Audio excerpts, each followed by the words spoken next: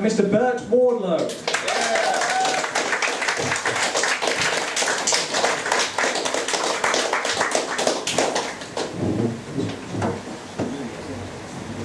Howdy, hello, I am Bert Wardlow. Before I start my act properly, there's a little thing I like to do to warm people up in a tiny room in the middle of the summer. Does anyone here have an iPhone with a drum app? I can borrow it for like 2 seconds. That guy over there does. How spontaneous.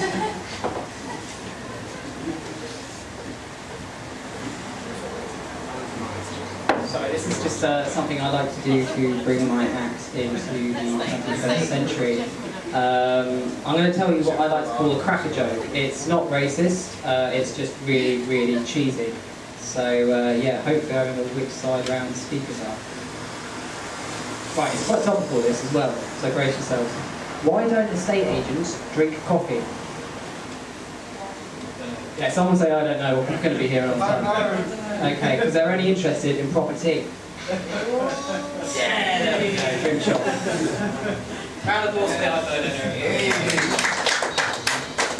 Okay, that's a really cheesy part of my act out of the way, hopefully. I am Bert Wardlow, and while I really should buy an iPhone to probably smooth out the beginning of the act, there are a couple of reasons why I can't. The first is I simply can't afford one. I work a really crappy minimum wage part-time job.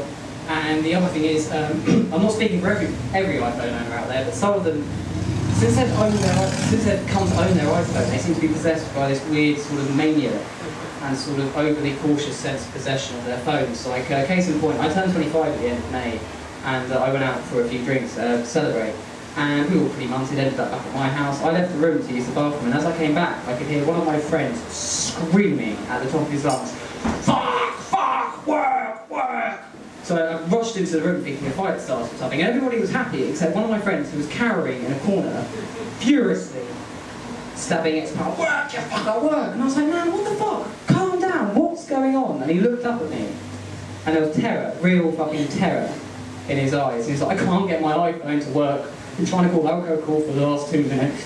It's like, dude, that's a photo frame. Stop it. So, yeah, that's why I don't own an iPhone. But I can't afford an iPhone. I can afford festival tickets. Anyone else been to a festival this summer? Really well done, you're all lovely people.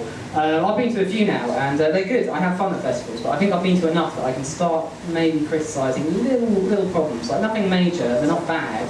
They don't stop me from going or having a good time. But there are some flaws with festivals that I think maybe if I talk about them in public, we can start working towards making the world a better place. So the first thing I want to talk to you about is gyros and the sadistic placement of. Now look, I used to work in a camping shop, so I understand how tents and gyros work. I get it, they're necessary. But like, remember, there are people on drugs, okay? Don't be sadistic. I kid you not, there was a cross-section of gyros so elaborate by my tent that watching my friends come to fetch me was like entrapment, basically. Just less erotic and far more clumsy. So I just, like, next time you're at a festival and you're camping and you come to put down your gyros, cut us some slack, haha. And like, yeah, remember, there are drugs there, there's tripping going on, you don't have to add to it, okay? The next thing is festival toilets. I know that's kind of a cliche, it goes without saying festival toilets are rank.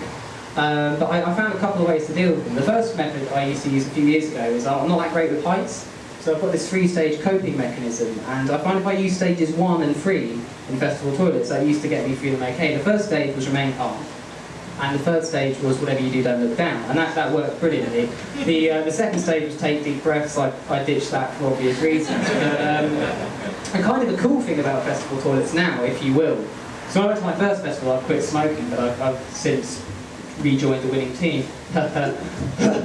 And basically, the awesome thing about festival toilets is it's the only place left where smokers have the advantage. Because when I have to face the grim reality of using a festival toilet now, I roll, light and take a cigarette in there with me. And the entire time I'm in there, all I can perceivably breathe in, taste and smell is cigarette smoke. And I'm a smoker, I'm happy with that. You know, essentially I'm getting 2 things done at once. Whereas non-smokers, with your perfectly pink lungs, you have to go in there and you don't have that sophisticated way of fooling your senses, you know. You've got to accept the fact that yes, you're healthy, but you're breathing in other people's shit. And, you know, I enjoy that. So there you go. But yeah, that was, there were some festival flaws, but I had this last festival I went to, Hot Farm, it was an awesome festival, but I saw something that really disturbed me, that's left me quite scarred. to be dramatic about it. It was a group of people, I think we call them children. And basically what happened, I was walking back to my tent one day, trying not to trip over the guide ropes, and I saw this group of kids, various ages, playing it. Nothing untoward about that. And basically, as I was watching them play, the biggest kid there was it. He ran down the smallest guy and got it, which was actually pretty funny. But stuff started getting weird at this moment. The little kid who'd just been tagged turned around, looked at the guy who got him, threw both his hands up in the air and just went, "Ah! Ah! Stranger danger! Stranger danger!" And every single other child playing it did the same thing. Stranger danger! Stranger danger! I was like, what the fuck's going on?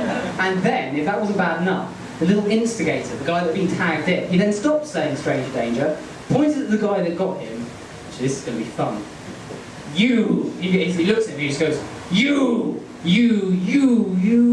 touched me up, you filthy pedo. And I had to get out of there, man. It was fucking with me. I was like, what the fuck are these kids doing, you know? It's just left me really cynical. I now don't really care about the plight of kids. I think if children aren't going to take the threat of paedophiles seriously, fuck them. So anyway, that was my festival experience, and I've kind of come back to Norwich and back to reality.